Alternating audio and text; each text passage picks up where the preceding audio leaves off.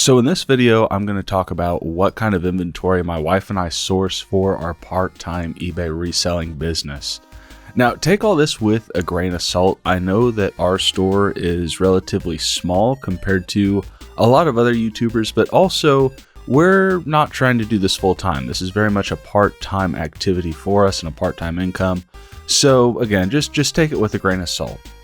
So on the podcast last week, I was having a great conversation with Brian from PokeAny, and I asked him a question about how he decides to source new inventory, or what it is he decides to source, if there's a metric process, if there's a data process, or if it's entirely his gut feeling that he goes off of to source inventory.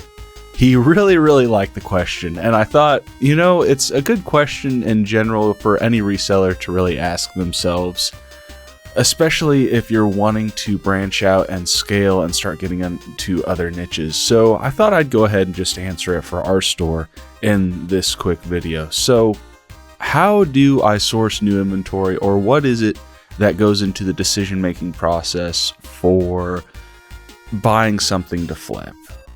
The first place you got to start with is definitely the eBay sold comps. If you don't know about this, essentially you can look up any item, go to the filter by section and hit the sold switch, and that will end up showing you the actual sales history of that item. And it doesn't just stop there.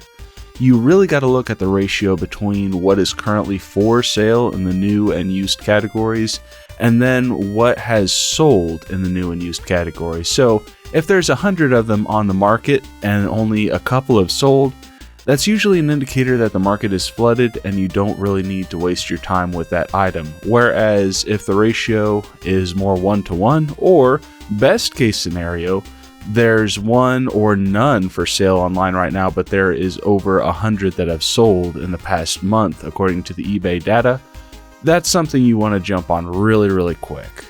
So that's one of the first items that comes into play, and that's why I will probably always contend for eBay as a selling platform and a part-time business to start and to build, because there is a lot of data for you to pull off of, and it's all in the app. It's all there in the palm of your hand, and you can really be dangerous as any level of reseller when it comes to deciding what it is you want to sell just with that one app. So I love eBay's back database for that reason. Now, another factor that is unique, I want to say, to our business is the size of the item. You can see in the video there are a lot of really small items, a lot of video games, a lot of media, a lot of really light items, a lot of things that can ship via USPS Ground Advantage, or, it used to be called USPS First Class. And that is one of the cheapest options when it comes to shipping, that and media mail. So I really lean into items that I'm going to be able to ship relatively cheaply, and items that are going to fit in my mailbox. I'm really happy where we live right now, because it's the first time that in my adult life I've ever actually had a mailbox. And it is saving us so much time in the week that we would normally be spending dropping packages off at the post office. I don't really want to go through the process of setting up or scheduling a time for the postman to come every so often each week to pick up a giant pallet of packages. Not that we have a huge pallet of packages to ship, but just having the ease of a mailbox is really a huge time saver. So a couple times a week, I'll do packaging and everything will fit in the mailbox and it'll go out the same day, and I'm absolutely loving it. But that's also by design. We source and find items that we know are going to be very light, very easy to package, very cheap to ship, and also still has a margin of return on investment. So that is why you're going to see a ton of media in these videos being packaged and gotten ready to be shipped out. So size really is a factor for us, and that leads us to another factor in deciding what inventory to get. It is space. We have 2 shelves in our garage, and that is it as far as where we are storing inventory. I don't have the warehouse that some resellers have. I don't have the same even amount of garage space that a lot of resellers have. And it's really tough for me to invest in a lot of items when I don't have the space to store them. So that is another factor. Really leaning into items that I can get a lot of, that take up a very small amount of space, and that I can keep organized and collect whenever I need them in order to get them ready to ship. It just makes it a lot easier to manage when I'm able to keep them in the small amount of space that I can actually allocate to storing our inventory. Also, low maintenance items. That's another factor for us. When I say low maintenance, I'm not looking for something that is going to be really clunky or fragile like glass or mugs. I'm looking for the DVDs that are still new sealed. I'm looking for the video game that has very little signs of wear. And I know that sometimes you don't always find those items, so what do you have to do? You have to branch out into other categories. But even then, there is still this assessment that goes into the sourcing period and the decision-making process for what inventory it is that we're going to get. And that leads me to the next one. It is definitely buying your education.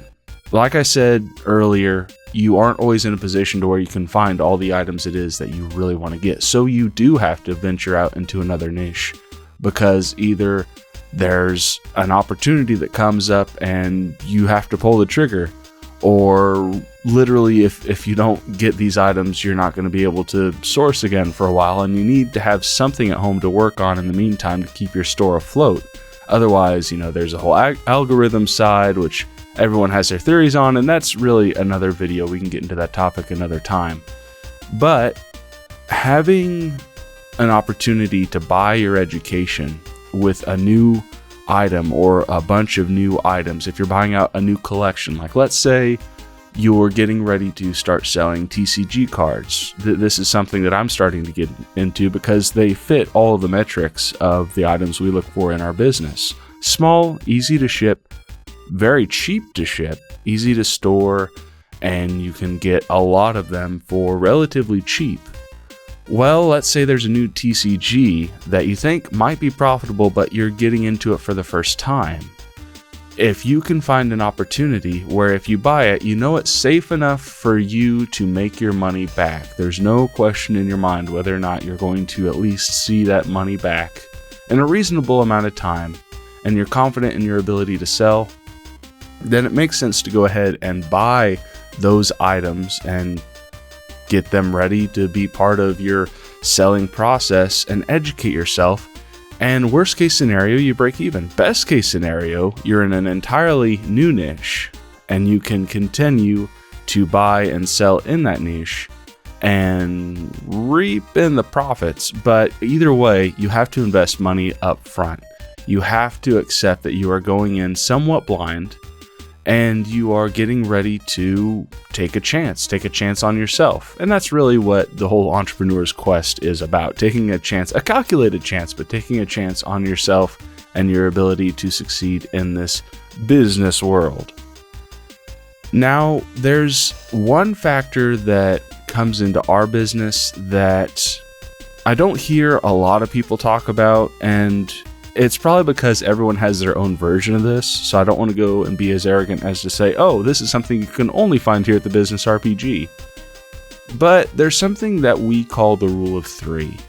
Whenever I'm getting ready to buy something to sell, I have to keep in mind the rule of three. I want to triple up on whatever my initial investment is going to be. Roughly, there is about a third of the money that's going to go into shipping and fees and all the other accountability admin parts of buying an item. There's going to be a third of it going into whatever the actual inventory cost is, and then whatever's left, I definitely want to double up after my initial investment. So there's a third that has to be set aside for profit. Here's what this kind of looks like. Let's say if I'm going to a yard sale and I am looking for DVDs. Right now it costs me about $4.63 to ship one DVD via media mail. I might be off by a few cents, but that is going to be 1/3 roughly in shipping costs. eBay also takes about 13% in fees. So if I'm going to sell a DVD for, let's say, $15, between shipping and fees, I'm paying about $6. That means for me to get the item and to sell it at $15, I'm going to be walking away with about $8, and that $8 has to be split in between my profit and the cost of the actual item. Now, fortunately, you can usually find DVDs for a lot less than that. You can find them anywhere from $1 to $2, new seal, depending on where you go. So honestly, if that math is true for every single DVD I sell, then really, in reality, I'm walking away with about $6 profit after cost of inventory. Now that's just an example, but you do have to find your own version of this when it comes to deciding what it is you're going to invest in and what you're going to sell. So these are just a few thoughts that come out of how we operate our reselling business. There are other things that go into account whenever you're doing something like a service business or something like we do on the production side, but that can be another video as well. Guys, if this was of any value to you, go ahead and let me know. Let me know what rules you have for your processes and whatnot in deciding what new inventory you're going to get, and leave them down in the comments below. Leave a like, subscribe so you never miss an episode, and also make sure you go back and check out Brian's interview and hear his answer to the question in the podcast that came out last week. Hope you're doing well, and until next time, guys, we will see you then.